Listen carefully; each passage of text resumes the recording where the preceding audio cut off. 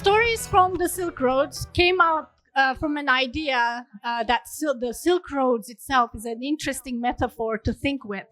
So it connected the east and west of Asia and Europe for centuries. It brought people together, spices, silk, commodities, but also people, ideas, religions, music, stories. So we wanted to play with this metaphor and bring it to Victoria. East meets West, intercultural communication, intercultural action, building a new life. I think it's a good metaphor to think of, especially in the case of, in the context of Asian Heritage Month. So we have 3 speakers today who are going to tell stories from the lands that they come from. And then we have 3 musicians who are going to join their instruments to show us what they can do together, different musical traditions, different instruments. It's an exciting night.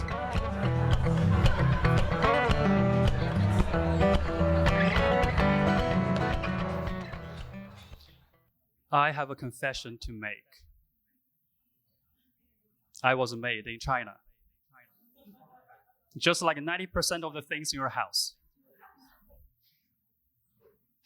My English name is Mike. My Chinese name is Zhong Muyang. And you may wonder, why is that a confession? Well, let me tell you. More than 10 years ago, when I just arrived here as an international student from China, simply saying my Chinese name out loud would paralyze me. Back then, I was quietly ashamed of where I came from. Have you had that problem? Have you ever felt that you weren't good enough just because of who you are? Looking back, the reason for that shame was simple, but painful. Before I came to Canada, I had already learned how Western media portrayed Chinese people.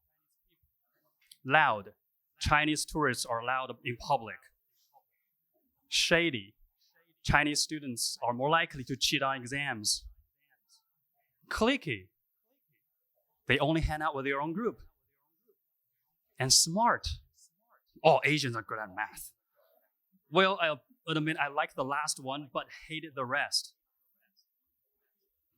For the first 22 years of my life, I lived in China, and being Chinese was my default.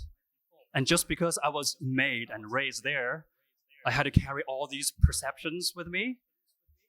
That didn't seem to be fair. Yet these perceptions made me shrink inside and deeply insecure. Whenever I interacted with non-Chinese people, I didn't want them to know I was Chinese because I was afraid that they would immediately see me as loud, shady, cliquey. And the smart one didn't help because being called smart sometimes feel more like a pressure, not a praise. And I desperately wanted to belong. Have you ever wanted to belong so much that you would do whatever it takes to fit in? I started to hide a part of myself. I used the English name Mike to sound more Canadian. I worked with a speech pathologist to correct my Chinese accent and avoided making Chinese friends. I tried my best to pretend to be someone else, someone who was born and raised here in Canada. But despite all these efforts, the feeling of not belonging never went away. Then I met someone who changed everything. Musa Magasa. Some of you might know him in the audience. He is a tall, strong black man and a powerful advocate for social justice, diversity, and inclusion. I met him at a workshop he facilitated at UVic. He began his workshop with a powerful introduction. Welcome, everyone. My name is Musa Magasa. As you can see, I am black and I'm proud to be black. And that hit me hard. He's black and he's proud to be black. I am Chinese. Am I proud to be Chinese? Musa spoke English with a French accent, and his impact didn't come from perfect pronunciation, but from passion and purpose. That's when it clicked. I realized I didn't need to speak a perfect Canadian English to make a difference. Maybe, just maybe, my Chinese accent could be part of my story, not a worry. At the end of the workshop, I came up to Musa and talked about my struggles. And he gave me this big warm hug and encouraged me to try counseling and keep exploring. So I did. After some counseling sessions, I realized these perceptions from media, they were stereotypes. They were incomplete stories, and every social group faces them, positive or negative. What group do you belong to? And how do the stereotypes affect you? Knowing that I wasn't alone brought some comfort, but it didn't solve everything. You see, after years in Canada, I still felt out of place. I didn't eat cheese, and I didn't care about hockey. So I basically failed the Canadian citizenship checklist before I got to question 2. So I wasn't Canadian enough. At the same time, my Mandarin was getting rusty, and I was drifting away from Chinese traditions. So I wasn't Chinese enough. What about Chinese Canadian? I wasn't quite that either. I wasn't born here. I didn't get the slang, not the cultural references. So who was I? Chinese Canadian? Chinadian? I was becoming a cultural buffet, taking a little piece from here, a little piece from there, but never quite fitting anywhere. I was having an identity crisis. Following Musa's advice, I kept exploring. I took courses in sociology and psychology. I read about identity and acculturation. And I also volunteered with all the international students, and we shared about our stories, about our journeys to find who we are in this new land, in this new culture. And that was when I met the volunteer coordinator, Anne Cirillo. Anne has the biggest heart. And whenever I see her, she's always smiling, like radiating this positive, warm energy into the space around her. And when Anne talks to you,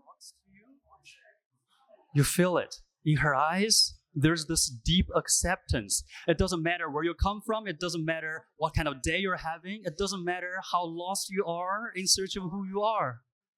Anne accepts all, fully. And Anne often says, everyone has their own journey. And she constantly reminds me that it's okay. It's okay to feel stuck sometimes. My search for identity in Canada was heavy and lonely.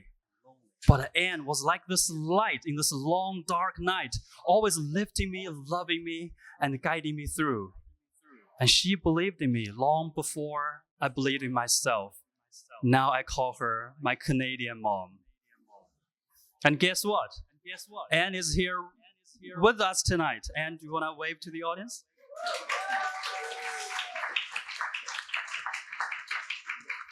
Thank you so much, not just for what you've done for me, but for all the international students you've supported over the years as we try to find our way in this new culture. And you're also like this human lighthouse, always shining, always guiding. And unlike my GPS, you never once told me to make a U-turn.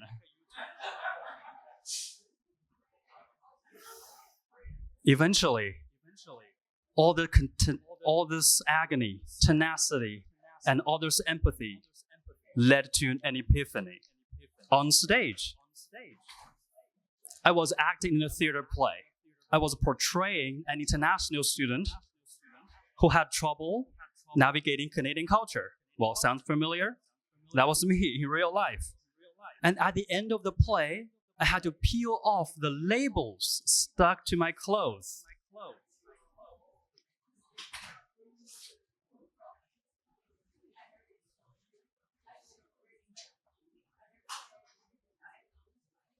Loud Chinese tourist. Shady international student. Cliquey foreigner. Smart Asian. Well, maybe I should keep this one. And that was when it hit me. I realized these labels were like boxes. The boxes society uses to categorize us and simplify us. Of course, I was struggling because beneath all these labels, I'm still me, with a voice, a soul, a story that didn't fit into any of these. But why should I? Why should I? I'm more than a stereotype. And being Chinese is more than how the media portrays it. I realized I didn't need to have an English name to disguise my identity. I didn't need to have a perfect Canadian English to belong. And there's nothing wrong hanging out with other Chinese people and connecting with my own culture. I stopped finding another label to define who I am. Chinese, Canadian, Chinadian, they didn't matter anymore. What mattered was this. I needed to be at peace of who I am, to own who I am. I started to do things differently. I asked for a pair of chopsticks in Western restaurants. I sang Chinese songs in front of non-Chinese speakers, although I sing like a karaoke machine having a midlife crisis. And I joked about where I came from. You know, I was made in China. Like a lot of things made in China, I'm still holding up pretty well. A few scratches here and there, no recall yet. I started my story with a confession. Now it's no longer something I hide. It's something I own and something I share. My fellow community members, my English name is Mike, my Chinese name is Zhong Mu Yang, and I'm proud of the journey that brought me here. Thank you.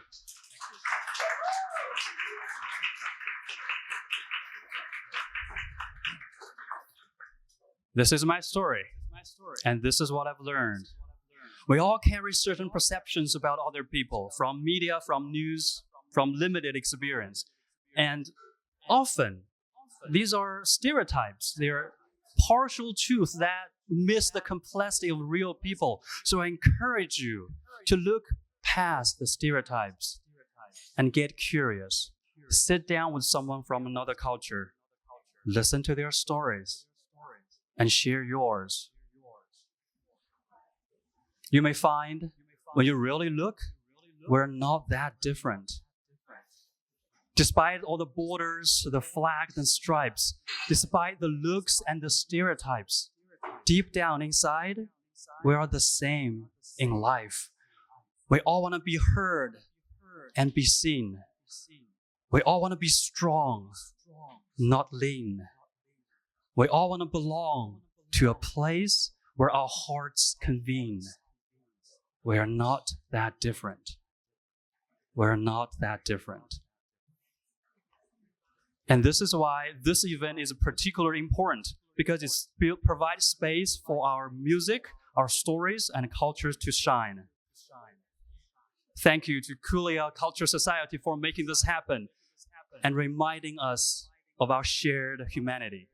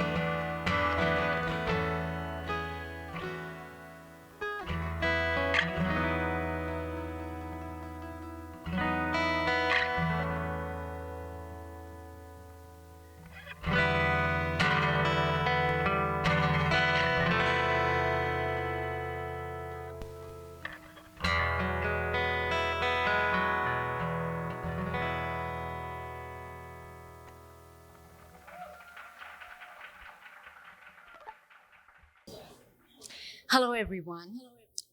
It's a true joy to share a story with you today. A story that comes from the heart of Bengal, written by the Nobel laureate Rabindranath Tagore. It's a story that, despite being set in a specific time and place, speaks to the universal human experience. The story is simply titled Kabuliwala, or the one from Kabul.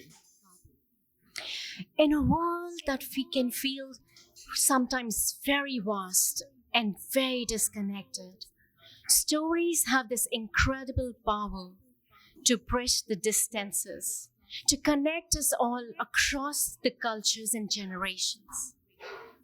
They remind us that beneath the surface of all our differences, our hearts often beat the same rhythms of joy, of love, of hope, and sometimes even sadness. Kabuliwala is one such story. It explores the beauty of the unexpected friendship, the quiet ache of longing for the loved ones that you leave behind, the fear we sometimes have of the unknown, and how genuine connections can bring us all together.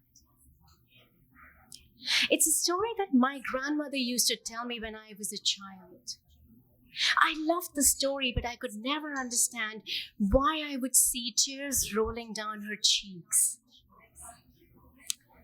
Decades later, I packed my bags and came to Canada as an international student, leaving behind everything I knew and every place I saw.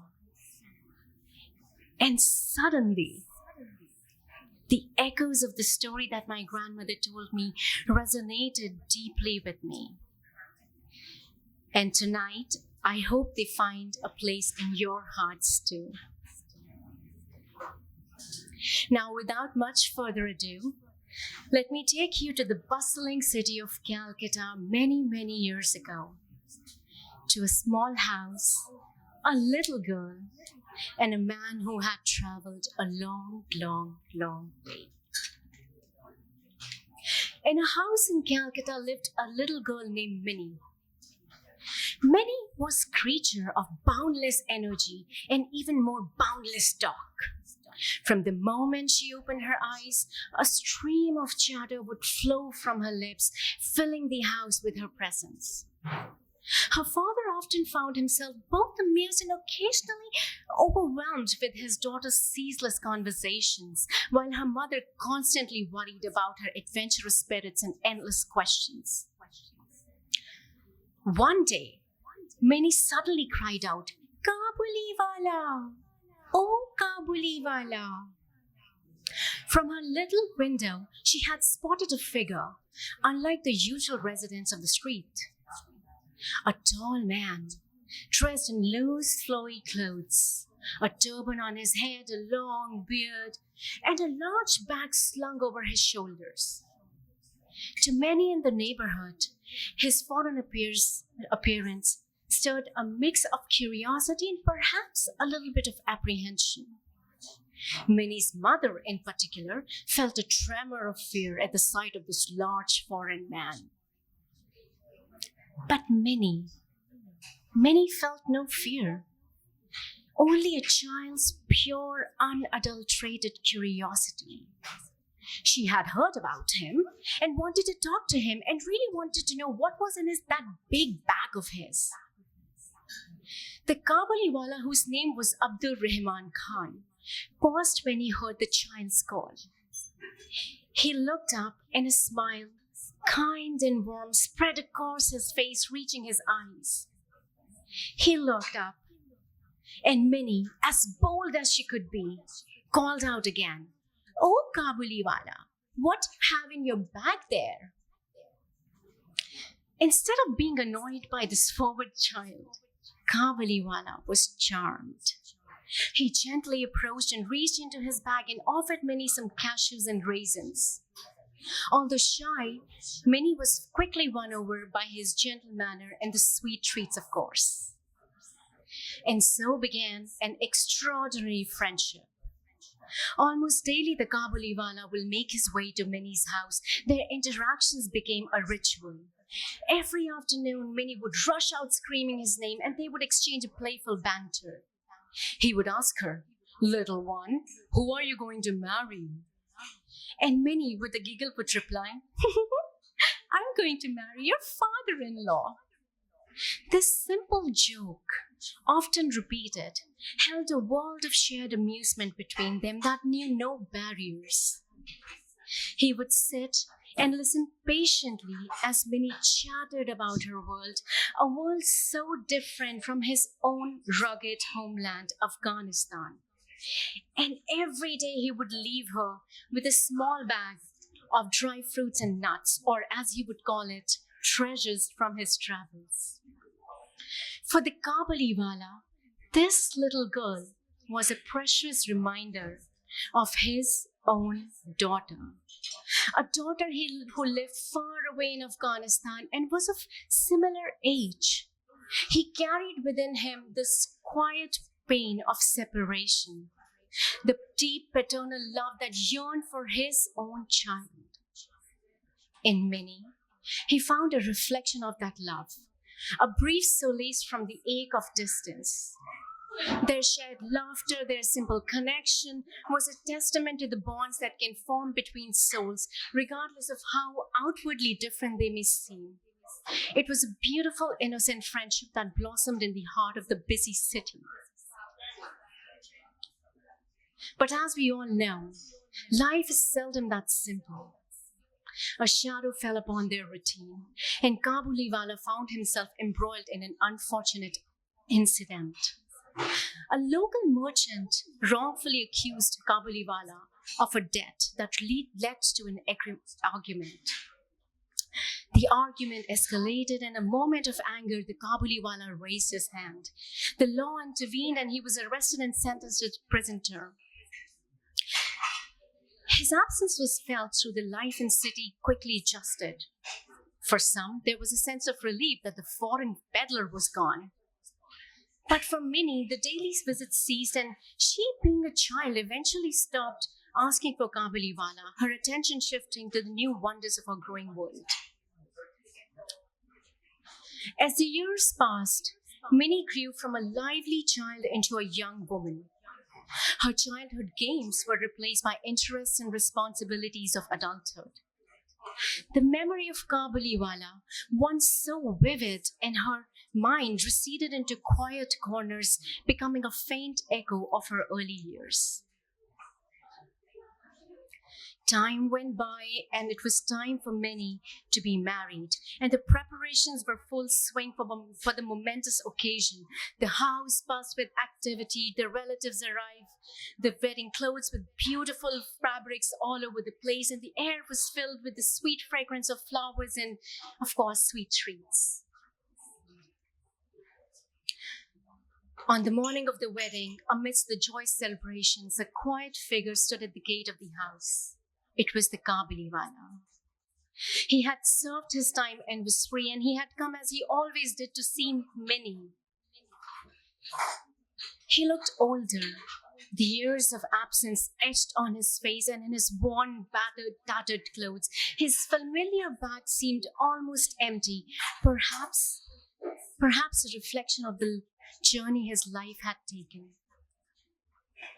Minnie, Minnie. He asked for Minnie, his voice hesitant, almost lost amidst the wedding preparations.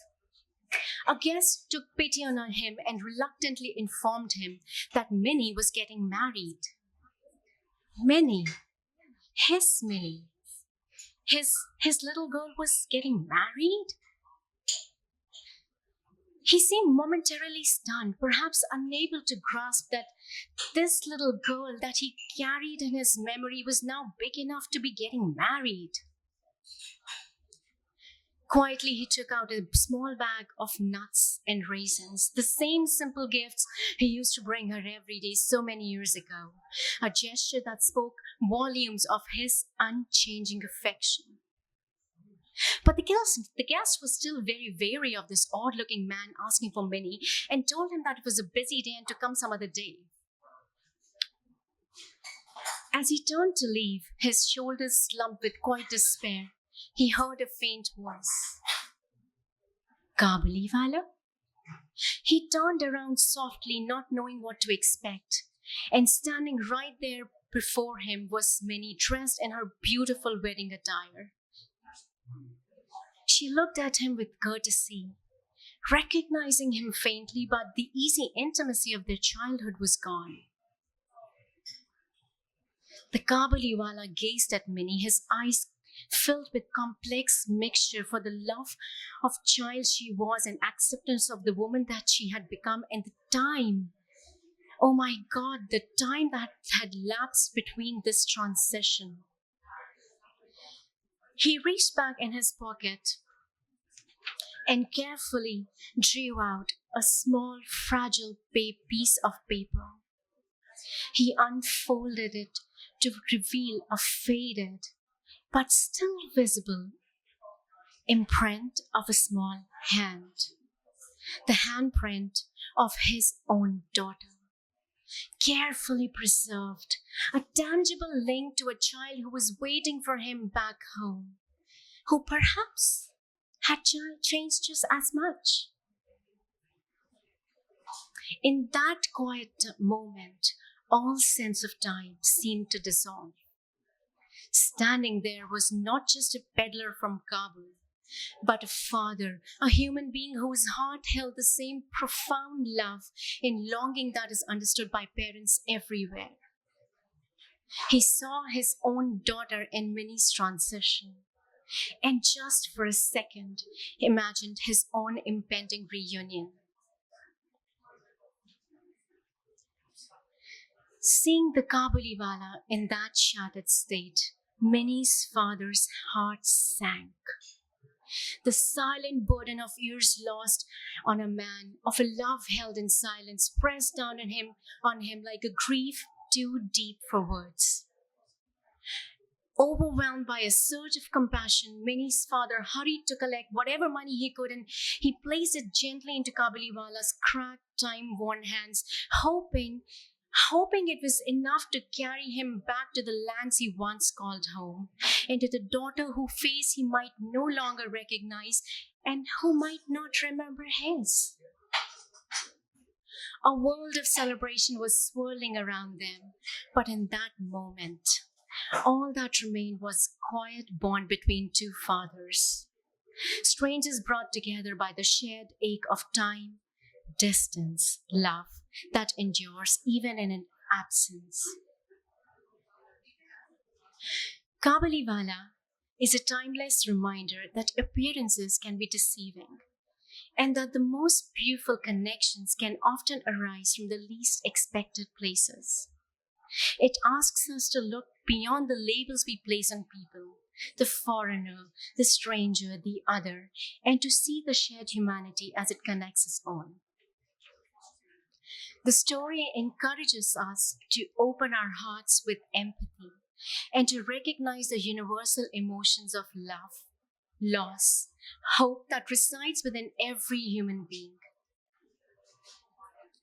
Let the story of Kabuliwala and Minnie resonate with you. Let it be an invitation to look at the world and the people that we meet with a little more openness, a little more understanding, a little more kindness and empathy, and willingness to see the shared threads that binds us all together. Thank you.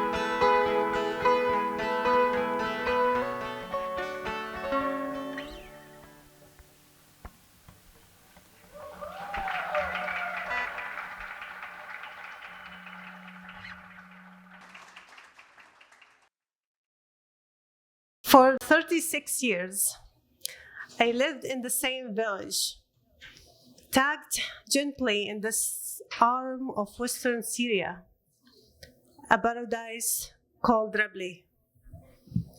Surrounded by the rolling hills and fertile lands, Rabli was known for its apricot trees that blushed gold in the summer sun, and for its apples that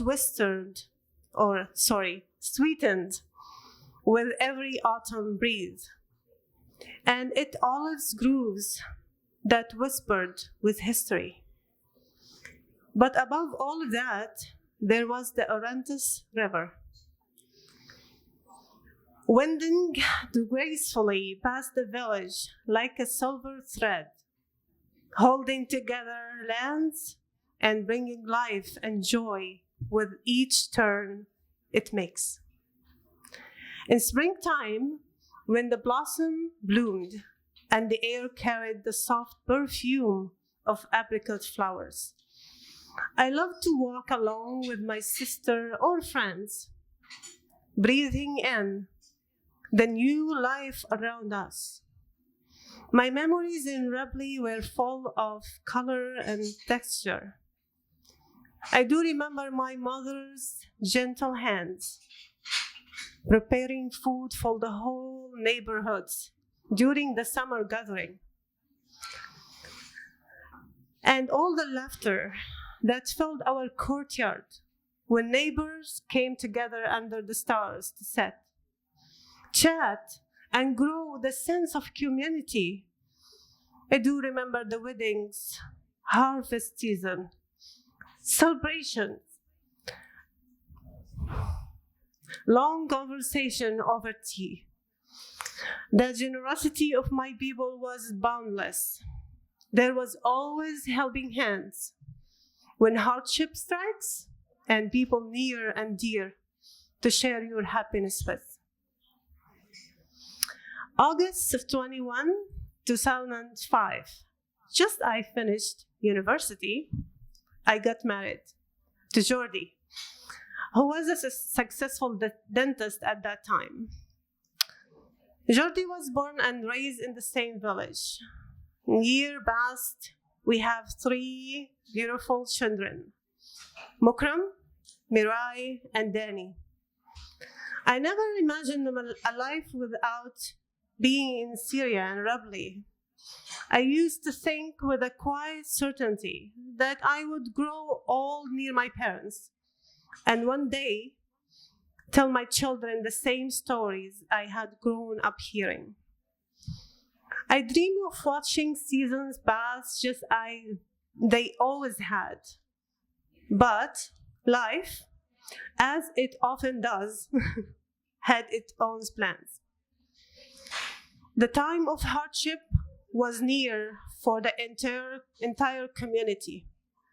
War forced Jordi, my kids, or I supposed to say my children now, and myself to flee our homeland in 2016, seeking a safety and a better opportunity. We left behind more than just a house and a memories.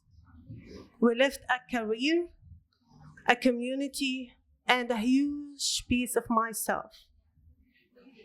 I was an engineer back home, proud of the work that I was doing and the life that me and Jordi had built as a family. So arriving to Canada, everything felt unfamiliar. The streets, the people, even the air felt different. It was a new world, full of opportunities, but also filled with uncertainty. I was determined to provide for my family and rebuild our lives, like everybody saying. I hope that I would be able to continue my career in engineering, where I had all my career experience and knowledge. Reality was a lot different. Realization soon struck that the path back to my profession would be long and expensive. and it required that I return to school, something I couldn't offer at that time, not with 3 kids and a household to manage. So I made the brave choice to start over. Jordi was the greatest support and the most patient husband. He was willing to absorb my anger all the time, listening to me, complaining all the time. But he will stay so calm, so kind, with a high motivation spirit, so I don't fall apart. I do remember asking him every single morning, "What are we doing here? Let's go back home. It's not our place to live. Let's go back home." But Jordi, with his very high knowledge and wisdom, was 100% certain that this is the rightest decision we could ever make in our life, and it will be better for our children. So now, in front of everyone here, I want to tell Jordi thank you. And I'm so sorry if I was a pain for you one day. I'm so thankful for you to be beside me to carry on in this life. Now back to the joy. Part of Jordi's support was asking people from the church to help me, to take me out, to just try to cheer me up. Like, even his situation wasn't even better than me. He was in such a painful situation, but he chose to make me happy or make me feel happy. So that makes a little bit of his stress goes out. So one of the church attendants was optometrist, and she asked me to work for her. Said, "Habas, do you want to come and work for me, like just 2 days a week, and you can practice English and just meet some people and get out?" So I had a rough start. I started at an optometrist office at Kadboro Bay, just helping with basic office duty, the cleaning up and just put some files away. Nothing related to optometrist assistant at all. But the optometrist had to shut down the practice, which put me in a bad spot again.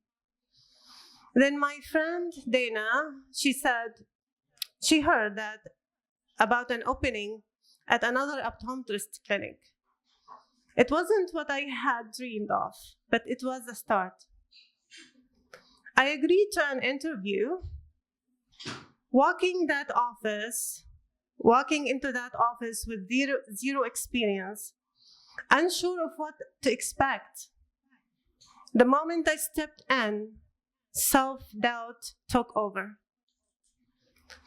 I was painfully aware of my accent, my lack of knowledge, and even I felt embarrassed by how out of place I seemed to. My interview was a blur. And Hiwi, thank you for coming. I'm sure you still remember that interview. Hiwi, by the way, my manager at work, so I want to thank her to come.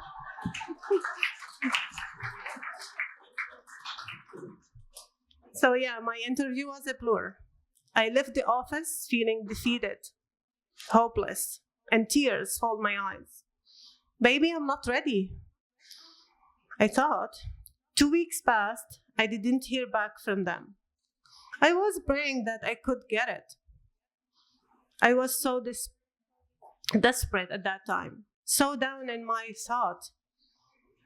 Even I was asking Jordi, "Oh, let's go back home again, please. There's no way in the world they will hire me. Why? No English, no experience. What are you doing here? There's no way." I was still aware who I am, and I hope started to disappear. And I started looking again for a job at grocery stores, thrift stores, yada. Then comes the phone. I answered the phone and said, "Habas?" I said, "Yes." "Oh, this is Hiwi from FYI Doctors. of optometrist. Are you still interested in the position? I could barely contain my joy. Yes, I am. My dream came true. I was so excited and so happy. But I went to work. My first day was overwhelming. The language barrier made it hard to understand. The computer, oh my God, confused me. And the instrument were unfamiliar. Everything felt like a test I hadn't studied for. I started asking myself, why they hire me? Why you hire me?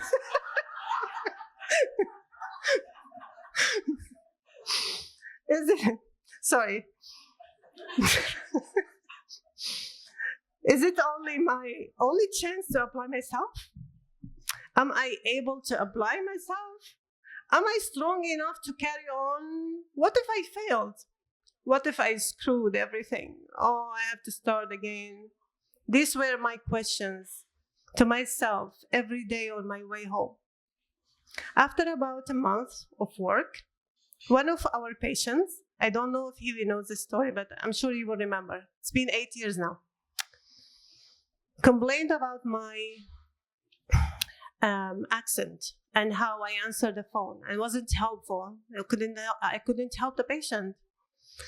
And how this will affect the image of the office in the future if I stayed. So he very kindly, she came and she spoke to me and said, we need just to practice more on the speaking and try to be just more confident. So patient here needs to, she was so kind to me, but I felt so hurt in myself.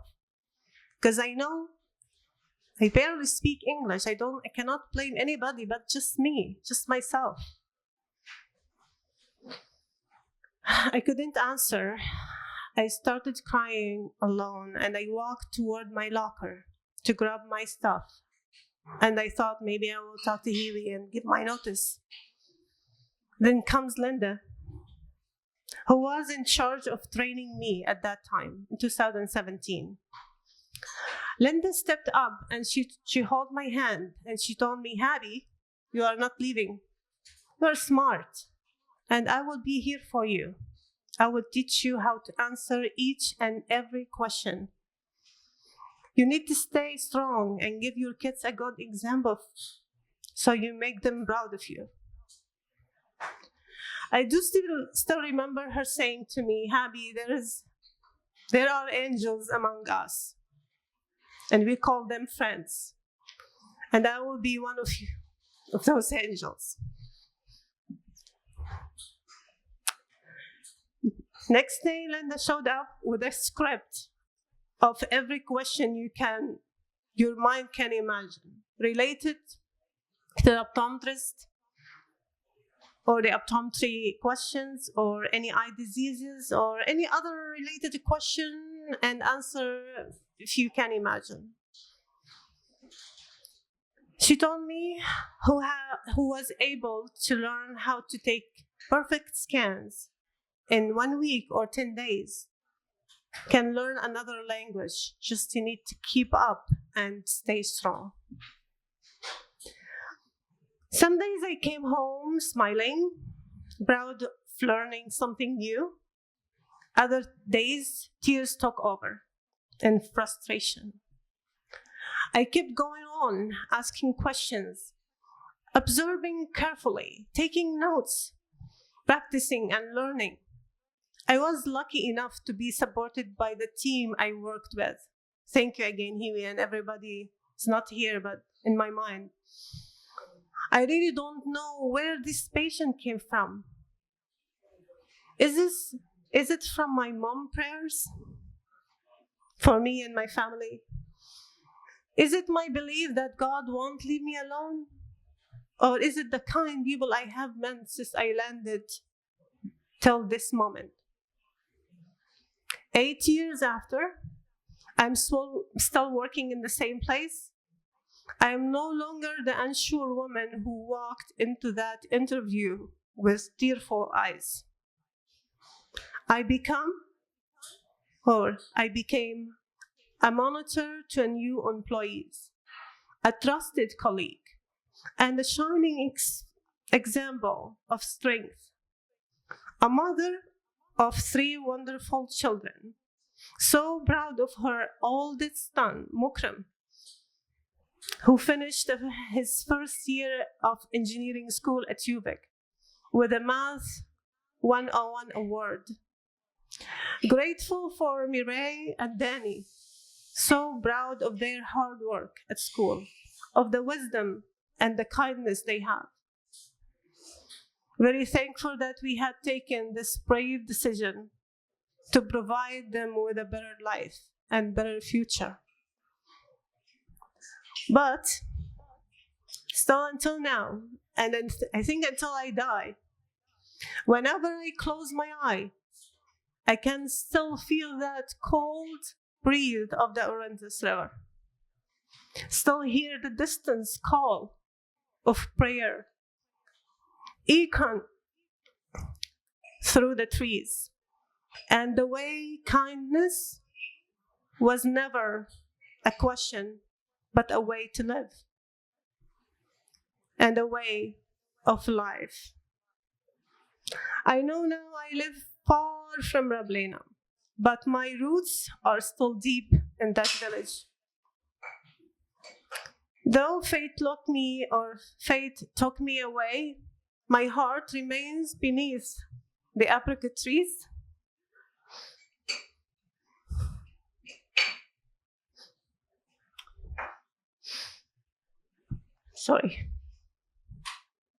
Walking in the spring air, forever home. Thank you very much.